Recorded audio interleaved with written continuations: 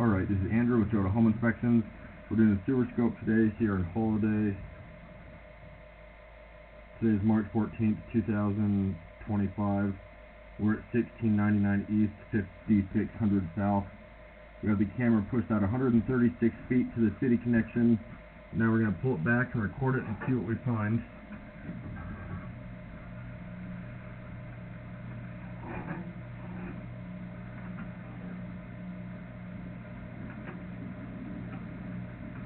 So you will notice there's some running water. Typically when I pull the camera back, I try to do it without running water so that it's a little easier to see everything that's going on. There are people in the house and they're using the bathroom and washing machine, so there is going to be a little running water. This looks like transite from what I can tell, at least this section. Transite is a cement asbestos pipe.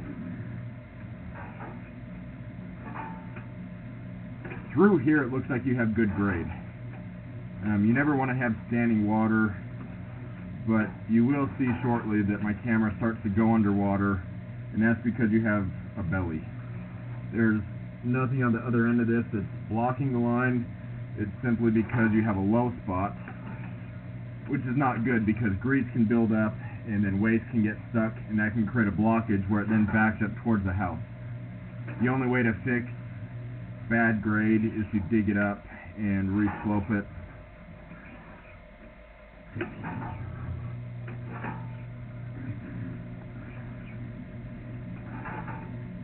I can usually tell right off the bat when you have a belly before I even scope the line, because when I remove the cap, lines with this much standing water stink a lot more than lines that are draining the way they should.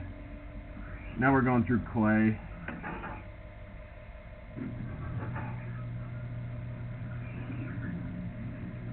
One of the downsides with clay is that you have a lot more joints, and so there's a lot more spots where roots can come in. I saw some moderate-sized roots on this line. There's a couple there. Maybe big enough that it'd be worth having them cleaned out, and that's a good maintenance item. You could have them hydrojetted out. They could also clean the bellies, and that's not going to fix them, but it will at least clean out the grease and whatever waste is stuck in it today, which buys a little bit of time, but really the only way to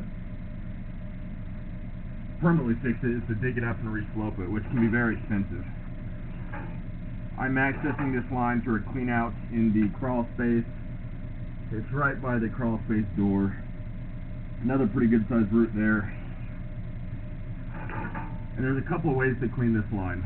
There's hydrojetting, which would be good through all this clay. That would blast out all the roots and grease. But then there's coating, which might be a good idea on the cast iron that we're going to be going through shortly. You'll notice the cast iron is real rough and rusty. Oh, there's another good sized root there. You'll notice the cast iron gets real rough and rusty.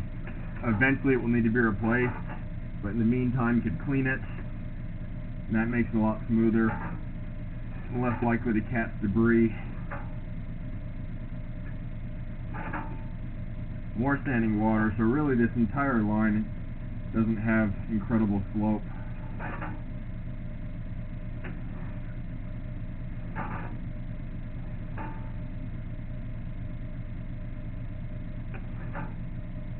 Alright, now we're starting to go through the cast, which, as I mentioned, looks pretty rough and rusty. Fairly common for the age, but I'd recommend cleaning it.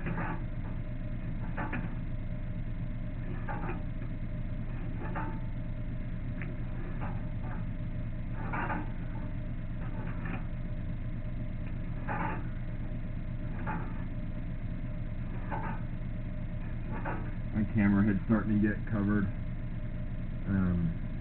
Normally I would run a little water to clean the camera head off, but as I mentioned, I don't have access to the bathroom in this house right now.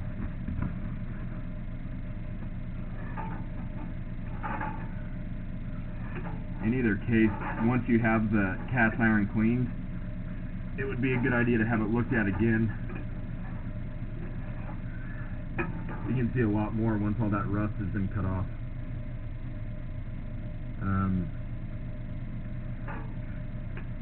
A lot of people bring up liners. This line would not be a good candidate for a liner because you don't have proper grade.